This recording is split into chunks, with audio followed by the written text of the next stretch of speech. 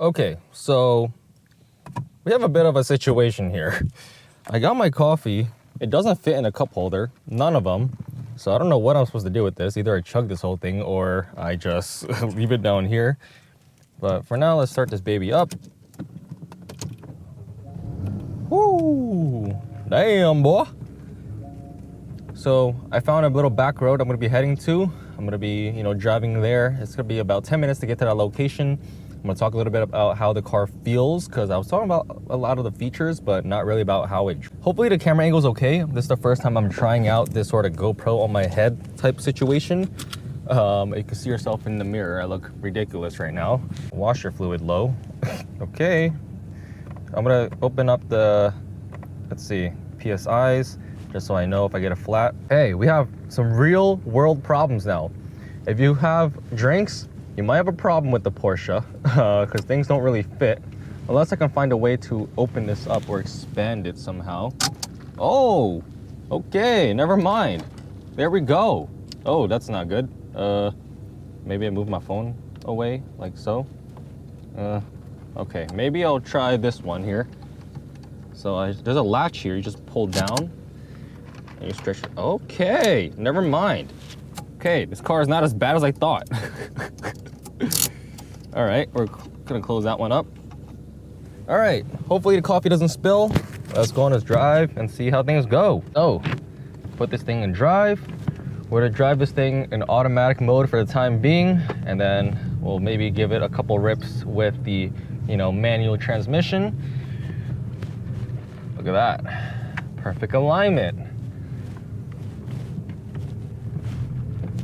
This car just feels so proper, man. So smooth. And a lot of get up and go. I'm barely hitting the pedal right now, and it's already accelerating. Even though it doesn't have a lot of horsepower, it does have a lot of torque. And I feel like a big factor as to why this car just feels kind of fast is just because, oh my gosh, these roads. It's just because the car is so light, This car is very lightweight, it's small, which is why it's nimble and quick and sharp. But at the same time, the way they made the steering feel and the way the pedal feels, it makes us feel like a much more heavier car than it actually is. It kind of adds to the more planted feeling, because not only is the suspension on this car absolutely amazing, it's the perfect balance between stiff but soft. It's like comfortable in a way. It's not like a harsh stiff. I keep bringing up my M4, but that's the reason why I keep comparing that car, is because that's what I call a very overboard kind of car. The M4 feels overly aggressive, but that's kind of what it is. It's like a sports car. This car is much more comfortable to drive. Steering is heavy. You got to use a lot of effort to kind of turn this thing. And the pedal is also kind of heavy, where you feel a lot of resistance, and you have to really push it down to get it going. But the car feels light, and that's the weird dynamic that this car has, which makes it very interesting, but also satisfying. It kind of creates this sort of driver inspiring sensation where this car is just very tight and strong and, bulletproof. And that's kind of what the Porsche feeling is all about. Now, I've driven a handful of Porsches, from 911s to Caymans, 718s, Macans, Cayennes, basically every possible model out there besides the Taycan or Taycan, however you want to pronounce it. And a lot of those cars that I've driven feel very similar to this in terms of just how the steering feels and how the handling is. Although I've never taken those cars on the main road and really pushed it, the way I got to drive those cars was through valet driving. So I used to be a valet attendant, eventually became a valet manager. And so I was driving a lot of exotics for a few months while I was working there. And the Porsches always had like the most refined feeling, so to speak. The most comparable car brand that would feel similar to a Porsche would be a BMW. They're also known for their incredible handling and sporty characteristics, which is why a lot of Beamer fans like Porsches. Or Porsches, sorry about that. The right way to pronounce it. But yeah, a lot of people talk crap about the Boxster, the whole entire Boxster lineup. And I wanted to see why it's so to speak, whack. And I can't really find a reason besides the kind of goofy looking rear end and the lack of power. But other than that, everything on this car feels very Porsche-like. You know, you are still getting a lot of the Porsche characteristics with the very refined steering, the suspension setup where it's, you know, firm but not too firm. Everything in this car just feels balanced. Even down to the weight. Oh, I was supposed to go in there. Everything on this car just feels very balanced, even the weight distribution. And if anything, this car is actually more balanced than a lot of the other Porsches just because it's mid-mounted instead of, you know, a rear-mounted engine. So the engine's literally right behind you, right on your back, and, you know, everything just feels exactly proper. Like, for example, if I take this turn right here, even though we're going slow, like, no body roll. Like, what the heck? We are in the sportiest setting that this car offers, and let's see how it feels.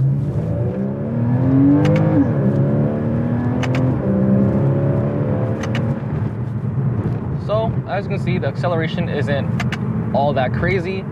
Definitely has some nice get up and go, but it doesn't really punch you in the face like people would hope for. This car has 265 horsepower. I don't know if that's crank or wheel, but I'm assuming that's crank just because a lot of the advertised horsepowers are typically, you know, not the true horsepower. We're doing some downshifts. Look at that, very instantaneous, amazing PDK transmission. All right, very sharp, nice turn here. This car just feels like you have so much control over it, you know? Like, everything just feels exactly what you want it to do. Now, we are kind of slowed down by the school bus here, but we can still kind of get a feel for how this car handles these twisty roads. We're, you know, still in the manual mode, and the pedals kind of, you know, are backwards, I feel like, because you have to push forward to upshift and you pull towards you to downshift. I create a little bit of a space just so I can, you know, kind of push through the corner a little bit. So we're at a downshift here, down to third, down to second, very instant.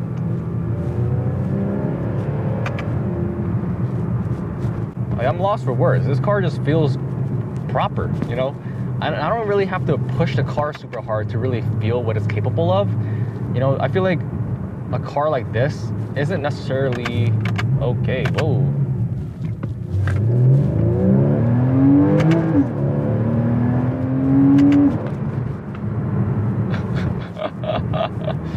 I do notice when you get up there in the higher RPMs and shift, it does create a bit of a kind of sound. It doesn't have the farting sound. Oh, see, I just messed up the shift there. I was about to upshift and I pulled towards me.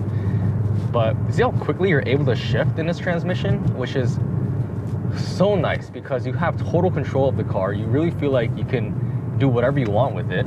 Like I was saying earlier, the lack of power in this car isn't necessarily a downside. You know, there's always this saying where driving a slow car fast is more satisfying than driving a fast car slow. Because let's say you get a 911, let's say you get a GT3 or a GT3 RS or any sort of crazy Porsche, where are you really gonna see or feel out that potential? You know, where are you really gonna push the limits of that car besides the track? You know, when you're on the main road here, having a car that has a little bit less power but able to push through the higher RPMs and really push it to its limit is a lot more satisfying than a car that has so much horsepower, so much, you know, RPMs that you can't even use. This car just feels very usable, and I think that's what this car was intended for, but a lot of people miss that. You know, I feel like the expectations that people had with this car was that it was supposed to be a super race car monster type of car, when that's not what this car was for. You know, this was supposed to be like a comfortable, sporty, daily commuter type of car. You know, and it's very enjoyable just going around these turns and going around these roads without having to go beyond like 40, 50 miles an hour. It's very satisfying just, you know, being able to push through all these different gears, shift through up and down. You know, I feel like with a higher horsepower car, you can't really do that because you're just locked into a lower gear. Like this, I can just downshift to third, push through this corner. Just feels solid. And for a car this old, in 2013, for it to still be this smooth, perform this well, is just breathtaking. This turn right here, a little bit of gravel there. We're in second gear right now. I'm gonna wait until these cars pass before I start pushing it a little bit. All right, here we go.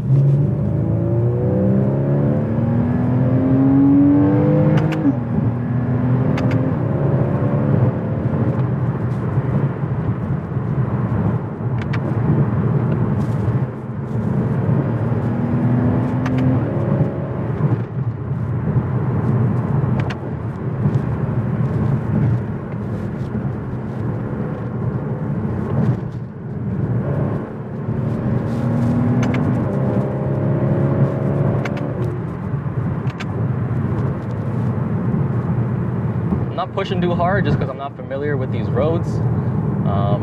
But still, it just handles amazing. Like, it's so planted. The car doesn't really want to bunny hop. It doesn't want to, you know, lose traction, even though it is rear wheel drive. But I mean, also the tires play a role because this car is on Pirelli P0 summer tires, except for one of them is an all season because it was replaced. But wow, there is so much grip on this car, so much usable power. And, you know, it just delivers it so smoothly and so instantaneously. You know, as I'm doing the pulls, I do feel the power band is starting around 5,500 RPM and higher, up until like 7,000, where you can really feel the maximum torque. Anything below that, it just doesn't really feel like it's pulling that much. And of course, after that, it does kind of die off. So let's throw this back in manual mode.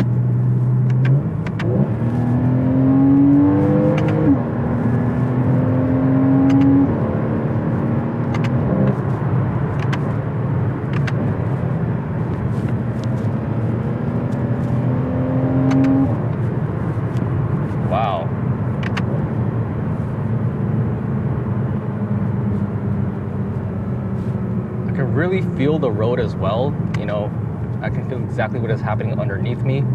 You know, that's because we have low profile tires. On top of that, the suspension is kind of low, so you really feel close to the ground. You really feel glued to it. Yeah, guys, if you are, you know, thinking about getting a Porsche and you're considering getting a Boxster, I would say just ignore all the hate, ignore all the negative talk that people have about, you know, this car, with it being slow or not that satisfying, or it's not a real Porsche.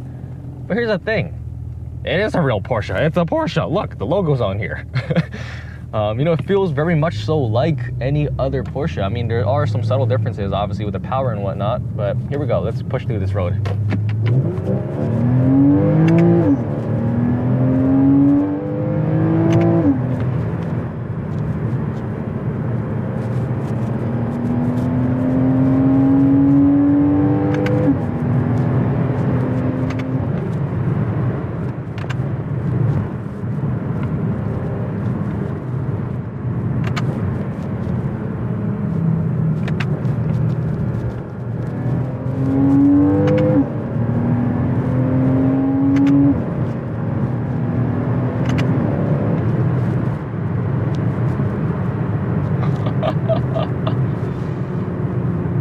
I was afraid I was gonna lose traction taking that turn like that, but it just held it, man.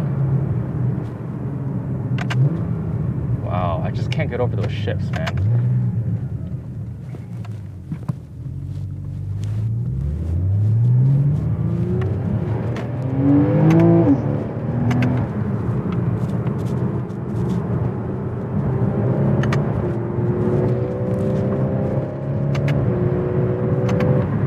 Suspension is just eating up all these cracks and the bumps.